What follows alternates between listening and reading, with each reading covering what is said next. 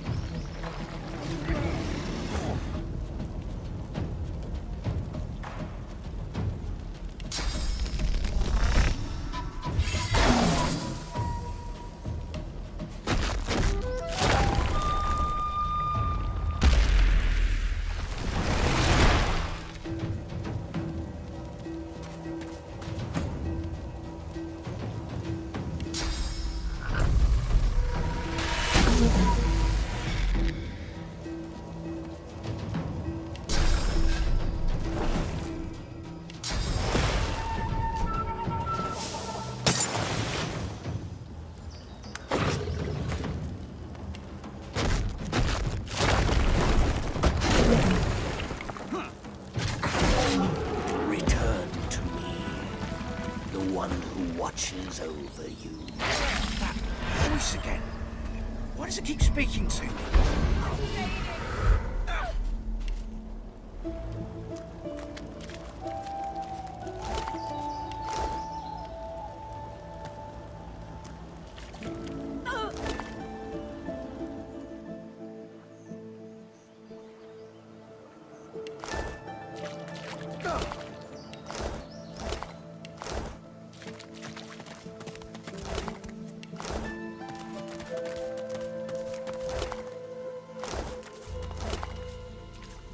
What's this?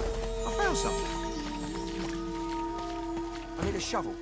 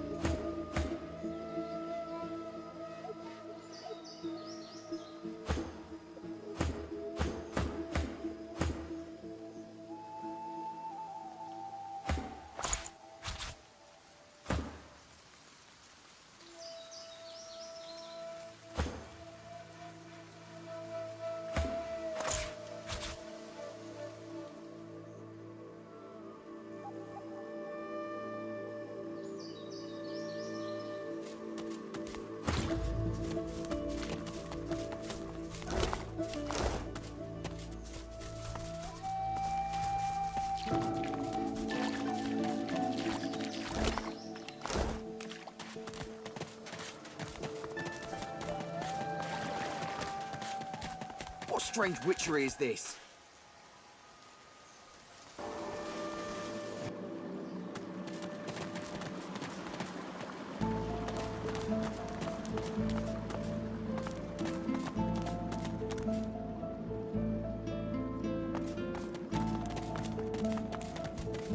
I'd say we should stop to talk, but I'm swamped.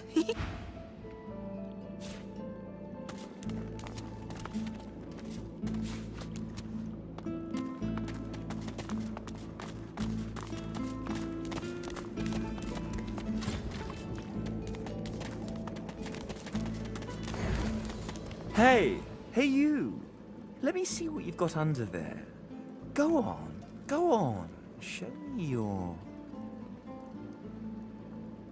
Pecker! Wait, do you even have a pecker?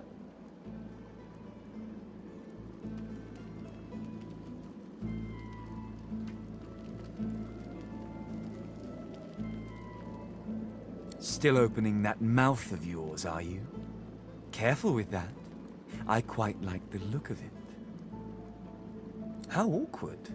See, the thing is, just stop. No one cares what you have to say. Until next time.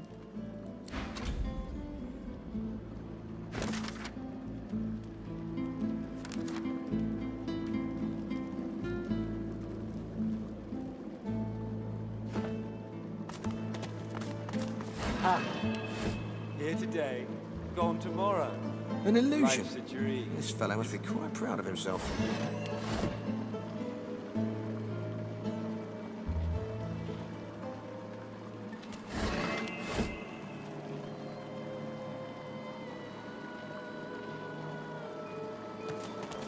Ah, clever.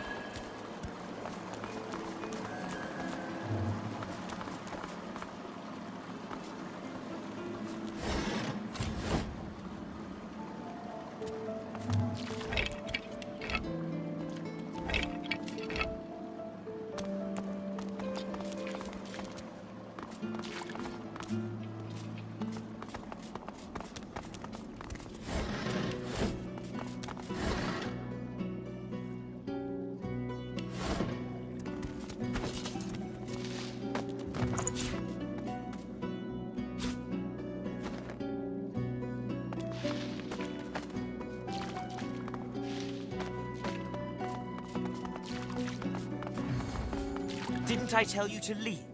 Wasn't I clear that you're not welcome here? You can't teach a fool anything.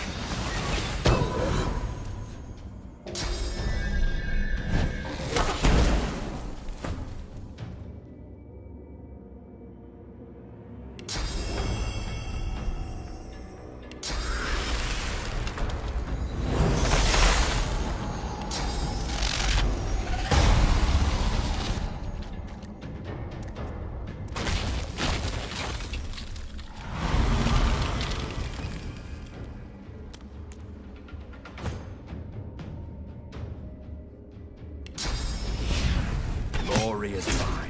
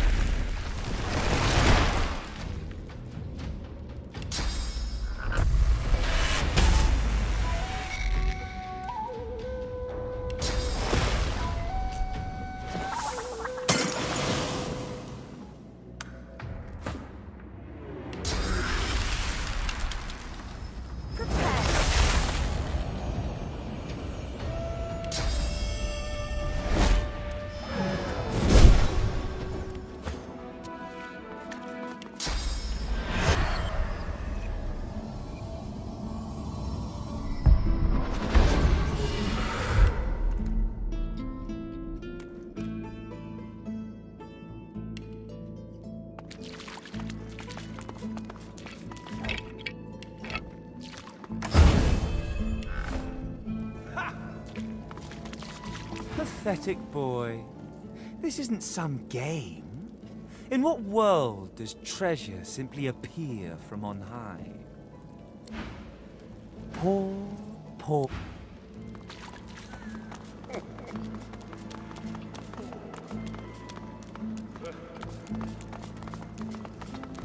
That was even easier than I thought. That was even easier.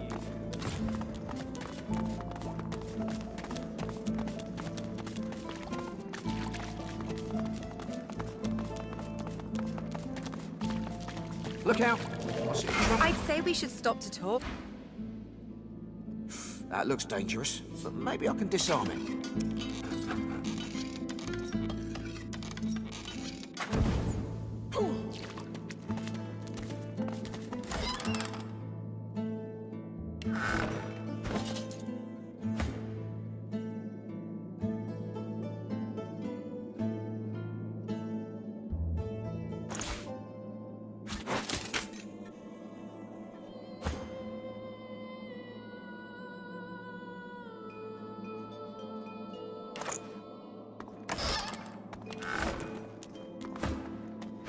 Look out.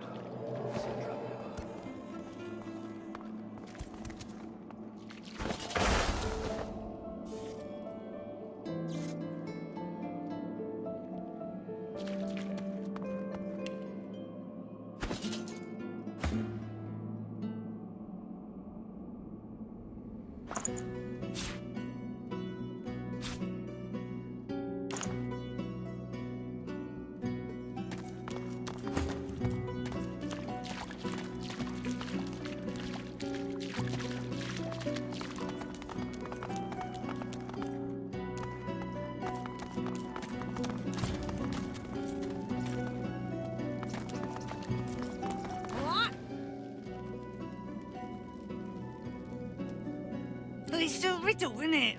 A conundrum. What's it you'll have to solve?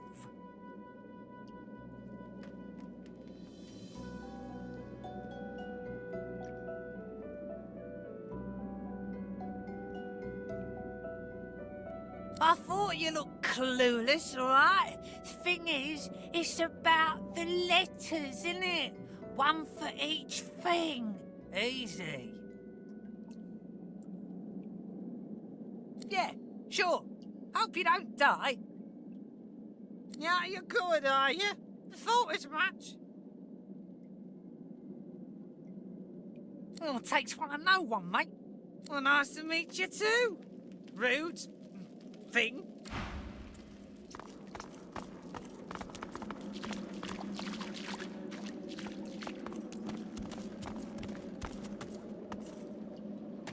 Nothing's changed. Perhaps we simply ought to hug the coast.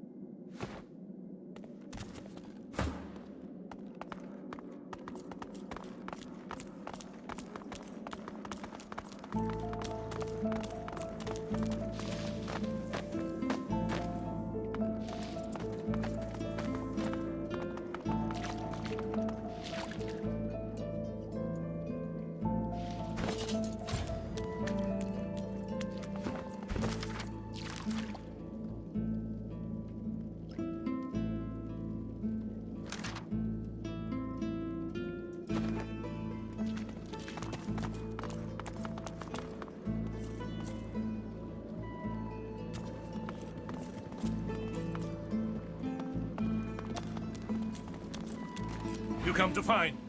You come to search. But you won't find the way. A pity.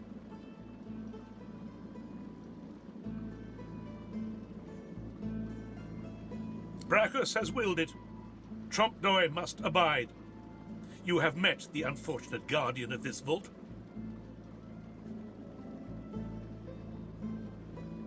Judge him with a forgiving heart. Fate has been unkind to him. Do you wish to move forward? Listen closely and make your attempt. Braccus is a bloody, rotten, thieving, very, very awful fellow. Some even call him a cur. A cur is...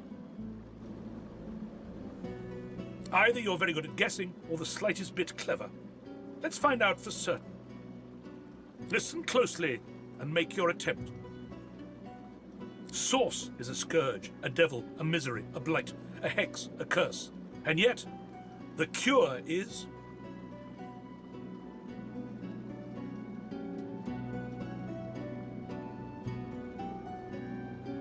Perhaps you're not totally incapable after all. Or maybe Trompdoy told you the answers, is that it? Is he hoping you'll... It doesn't matter in any case. The path is opened. Go freely. I know little, but you have proven yourself a knowing traveller. I will answer what I can. Braccus Rex has charged him, tried him, convicted and punished him. I know not the crime, but he has been sentenced to remain in this vault for all time and to prevent others from entering. Trompdoy was and is a creative man.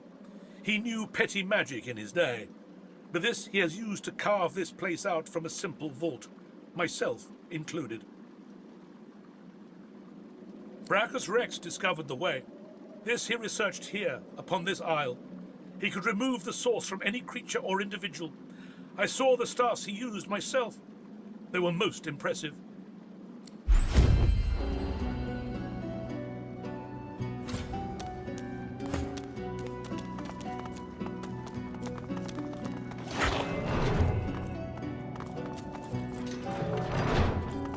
You see yourself in the mirror. It's quite a sight.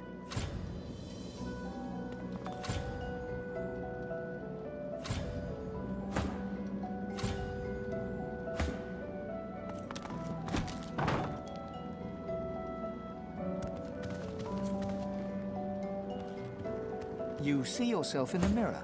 It's quite a sight. You see yourself in the mirror. It's quite a sight.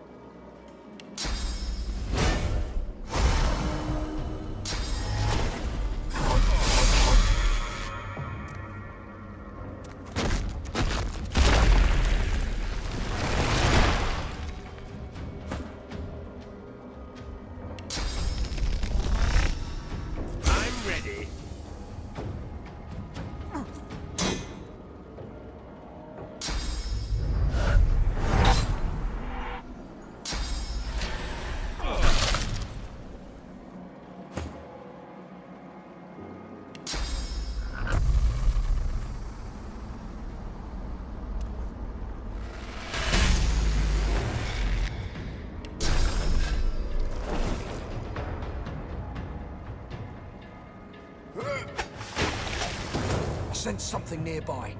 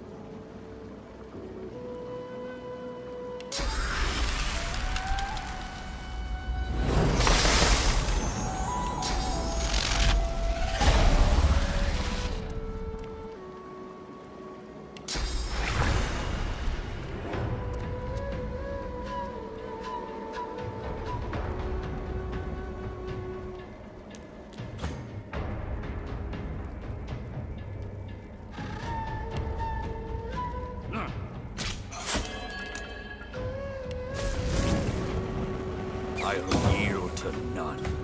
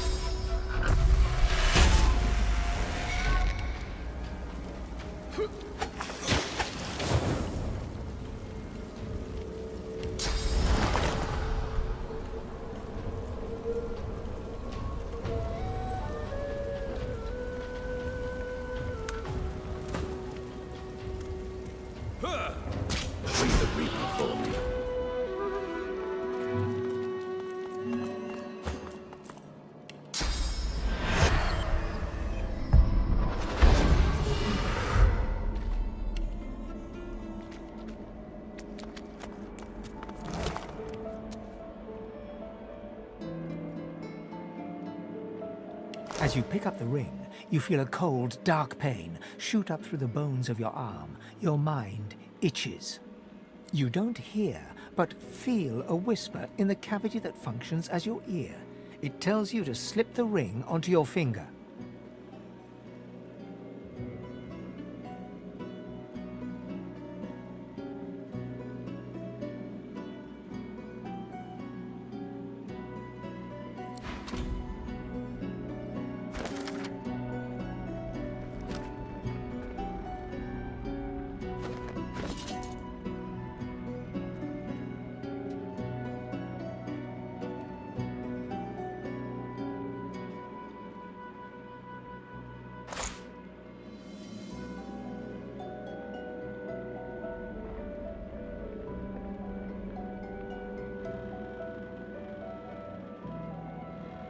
Oh, the ring just got tighter. A lot tighter.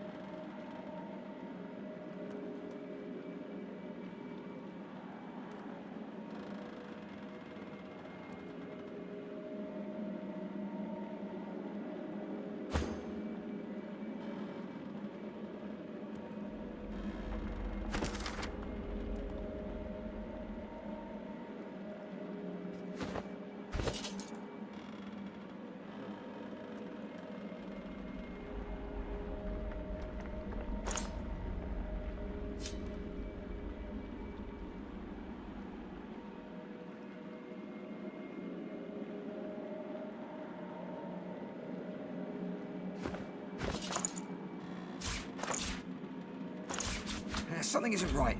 The ring's gone, but not its curse.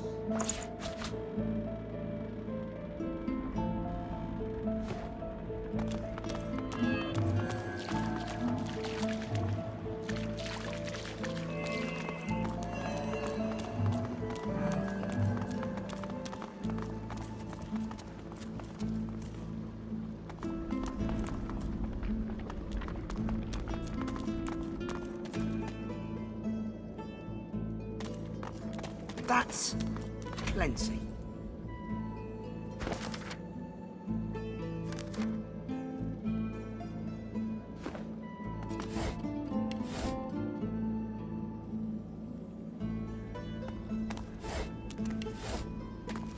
Look at that wand.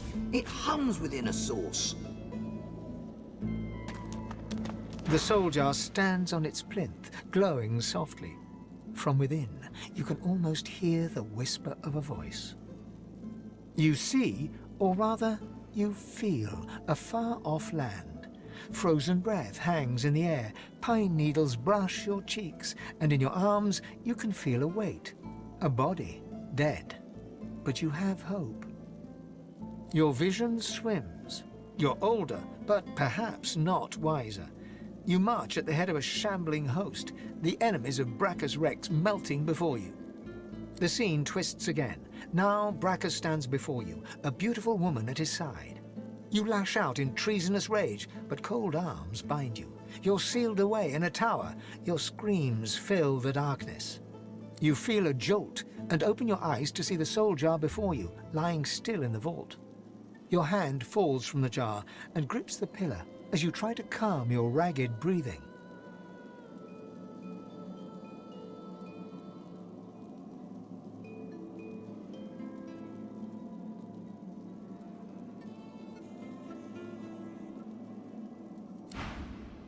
The necromancer's memories fade to black, but the feelings remain.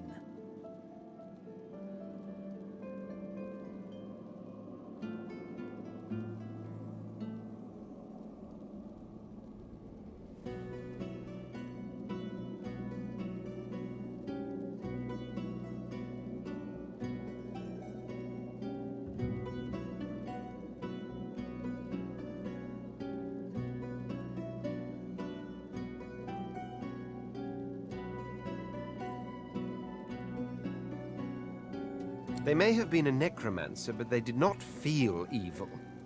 Misguided, perhaps. Anyone who marches at the head of an undead host deserves whatever punishment they get. One must wonder how many more lives they took. How much misery the scum caused.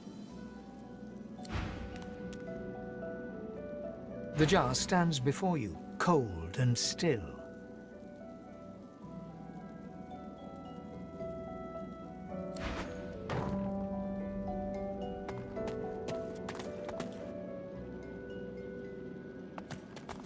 This jar glitters and glows. From within, you think you can make out the distant sound of laughter. With a jerk, your mind is pulled to a scene in a tavern. You see a dwarf in the center of the room, joking as all around roar with laughter. All bar the zombies, who are slavishly serving food and drink. The door opens, and a tall, beautiful woman stalks into the room. She's flanked by heavily armed guards.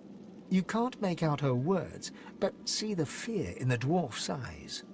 The dwarf mutters a word, and the undead lurch towards the intruder, but are cut down like wheat. The dwarf tries to run, pushing her friends into the woman's path, but is grabbed before she can escape. As she's dragged away to a tower, you hear her cursing Braccus Rex and his whore. Even when she's thrown inside and the door sealed, you can still hear her shouts. You pull your hand away from the jar, your head swimming. You can feel the dwarf's cold terror still throbbing in your bones.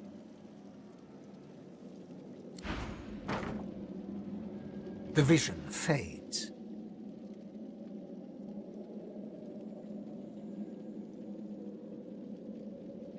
She must have been acting against Braccus Rex for him to have come for her like that. Keeping the dead as slaves? What a disgusting display. She deserved every punishment she got. Being locked in a tower was more kindness than any necromancer deserves.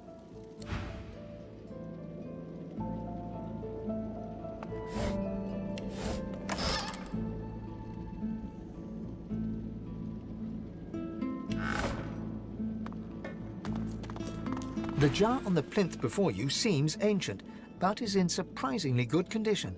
It's covered in pictograms that you can't understand, but you're sure you just saw one of them move. The pictograms spin to life, and you're dragged into a dream. You see the lizards of the ancient empire turning their backs on you, casting you out into the wilderness. As you roam, the human apes turn away from you, all but one. One smiles, one opens his arms, one says he'll take you home. Braccus Rex. He promises power for a price.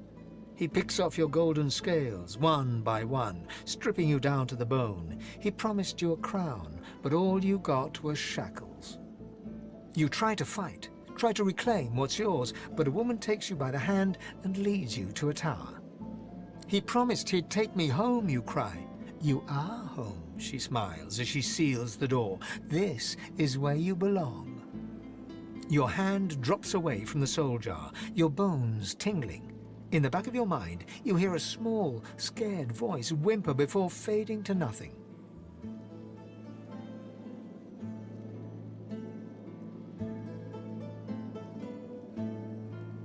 You see a shape emerge from the ruins of the broken jar, a lizard in the finest necromancer robes. It grudgingly nods at you as it starts to fade from the mortal realm. Farewell to flesh. Farewell to bone. Farewell. The long-dead lizard's visions fade. I can't help but sympathize with him. He just wanted to go home. No amount of loneliness excuses wickedness. He helped a monster for selfish reasons. What he did shames his people.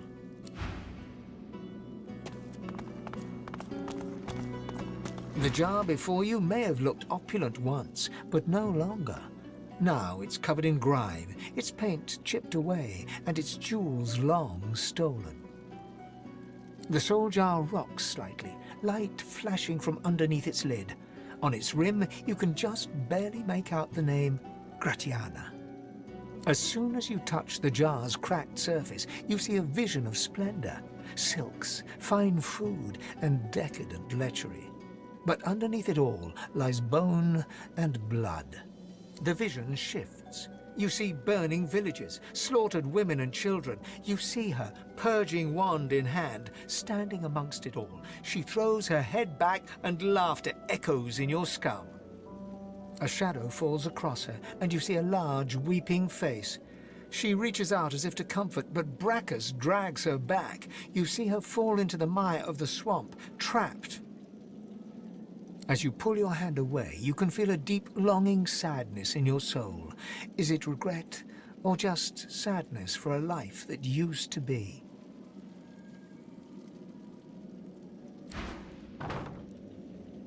The terrible vision fades.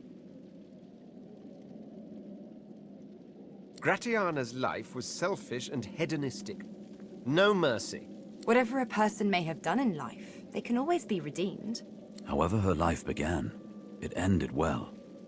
No one should be damned because of their youth.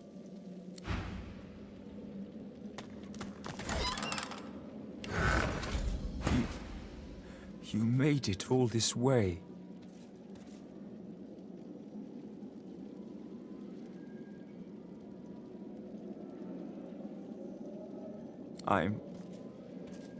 I'm sorry. He trembles and seems to shudder with a quiet sob. I'm cursed, you know. Bloody Braccus bound me here to protect his vault. He has my soul in that jar just there, and I can't leave without it.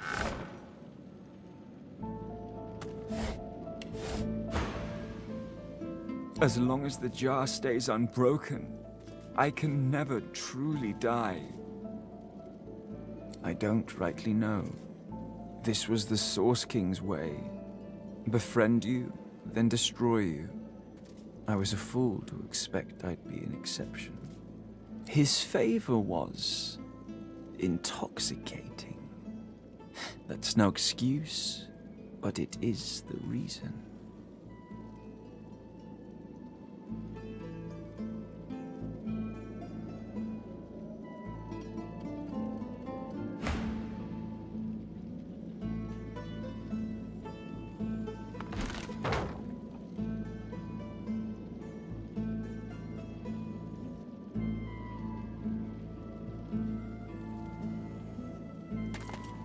The jar before you glows with a blue light. Its appearance flickers and changes. It is at once a brightly coloured motley and also a deep grey. You hear roaring laughter and shouts, then the hush of silence. You think you can hear quiet, choking sobs from within. With a jerk, your mind is pulled to a beautiful palace court. It's filled with cheers, but you can feel the fear dripping from the walls. You see a jester prance in the court. He casts illusions, playing to his master's cruelty by picking on the weakest in the room. He lives for the laughter and applause. The scene spins, a new face, a new fool to make his master laugh. Don't worry, he's told, you'll always have your place. The door closes, and you see the illusionist in the dark of this dungeon. He's alone, surrounded by gold and deathly silence. Your hand falls from the jar, your bones prickling and cold after the vision. To die down here would be terrible. To live down here for eternity, you shudder at the thought.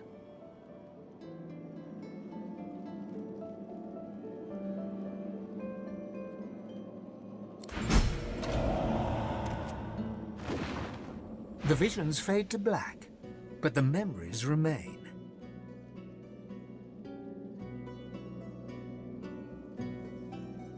I must say, entertaining despots isn't anywhere near as bad as what most people in that court did. He might have good reasons to associate with the tyrant. We don't know his life. He should be given peace. He should be allowed to rest. Whatever his sins, he's been punished more than enough.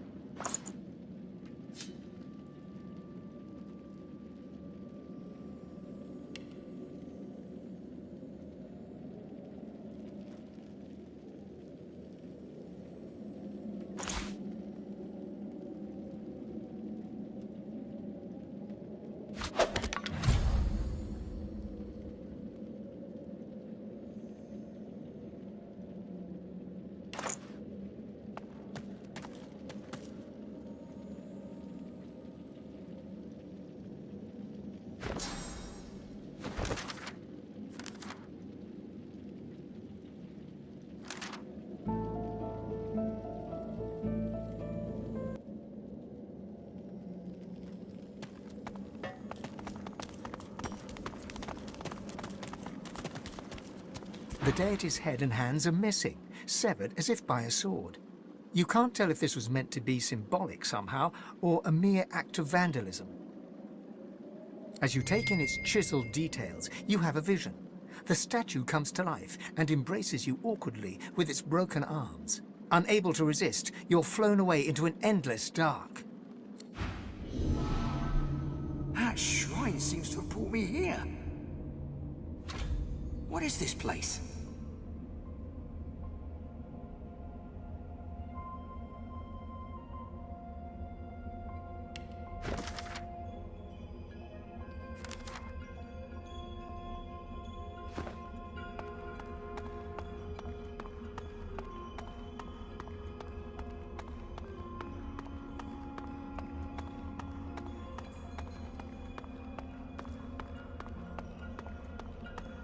You walk towards the figure on the dais, but wisps of mist start to cloud your vision.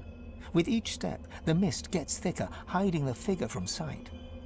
You see a shape through the fog. Reaching out, you touch the figure. It turns, and you see your mother. She smiles warmly, laying her hand on yours.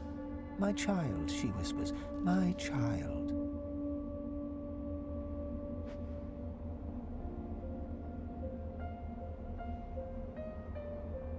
She squeezes your hand gently, her claws gently resting on your bone, and tells you how much she's missed you. Your skull is filled with a sense of home, the sounds of a babbling brook, the feeling of a youth spent playing in the fields. You shake your head, your mind stumbling. Your childhood was nothing like that. "Hush, child," your mother whispers, her scaled hand squeezing yours. "It's okay. You're home now, home with me." "No, I suppose she didn't," the woman sighs, stepping towards you.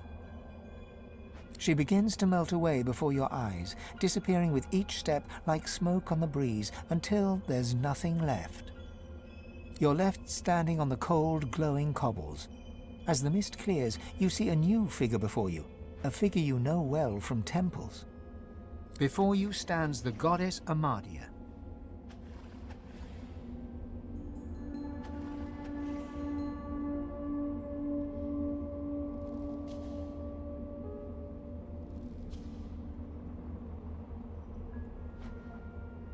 Unpleasant, but necessary. Please forgive my little deception, but I feared you might not be quite what you seemed. These are dangerous times. The void creeps ever closer, my child. Even here, even in the Hall of Echoes, I cannot be sure I am safe.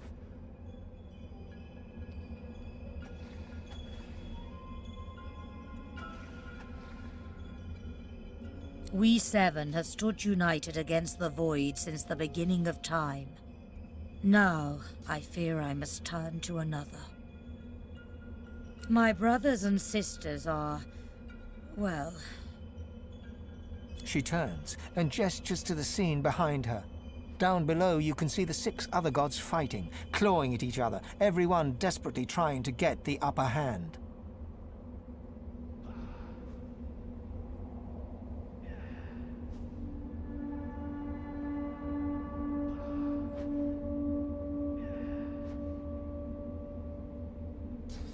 Because I have no race of my own.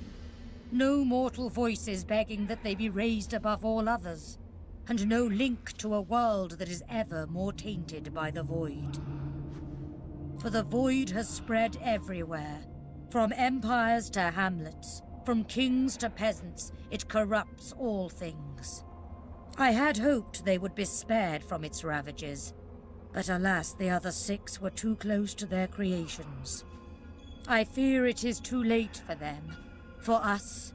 But you, my child, you are as removed from the other races as I. You are pure. You can be my champion.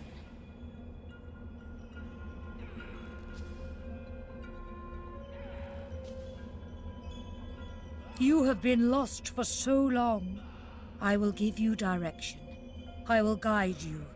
But first you must return to the world and escape these swamps. Although you will not return unchanged. As your first step towards righting the wrongs of this world, I grant you my blessing. Amadia stretches out her hand, and you feel a warm glow spread through your bones. You feel not whole, but closer to it, as if a new corner of your spirit has been unlocked. You may have noticed I have tried to help you on your journey, that I can bless the very water beneath your feet. Now you have that power for yourself. And this is only the beginning. More and greater powers await you, if only you will seek them, and seek them you must. But before you begin, a word of warning. I gather that you travel with a pack of others. It is only natural. Undeath can feel rather lonesome, but you must be wary. Some of these creatures are more dangerous than they seem. They are God-woken, the chosen champions of the other 6 gods. And then there is the one you know as Losa. She is something else. Something wicked. You must beware of her above all others. For they will all walk the same path as you, but they cannot be allowed to reach its end. You must be the one. Only one of our people can wield this power. Only you. She lays her hand on your skull, and you see it clearly. The others, the gods, Amadia, and you. You are her chosen. You are her God-woken. So go forth into the world with my blessing, dear one. Heed my words and go.